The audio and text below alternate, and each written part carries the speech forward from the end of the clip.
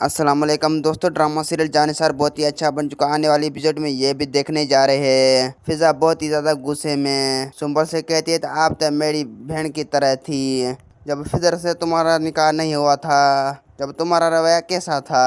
तुम्हारा रवैया बदलता था, मैं देखता हूँ। तुम्हारा रवैया बदलता था, मैं देखकर मैं बहुत ही ज़्यादा परेशान हूँ। ये बात सुनकर सुमल बहुत ही ज़्यादा गुस्से में वो कहता है तो मुझे पता है, तो वो तुम्हें पहले से ही जानता था। ये बात सुनकर फिजा कहती है तो मैं झूठ क्यों बोलूँगी, मेरा सिर्फ साथ सरफराज के साथ है, खिजर के साथ मेरा तो कोई भी ताल्लुक नहीं है। सुंबल कहती है तो मुझे पता है, वो तुम्हारा जान और पहचान वाला था, तुम्हारा आशिक था ना।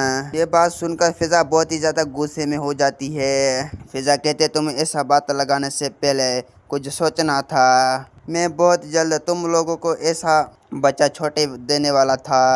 आप लोगों इस तरह बात लगाकर मेरे ज़िंदगी को बर्बाद मत करें और मेरे बच्चे पर सवालियाँ मत लगाओ। सुंबल कहती है बस भाई बहुत जल्द तुम्हें निकाल देगा।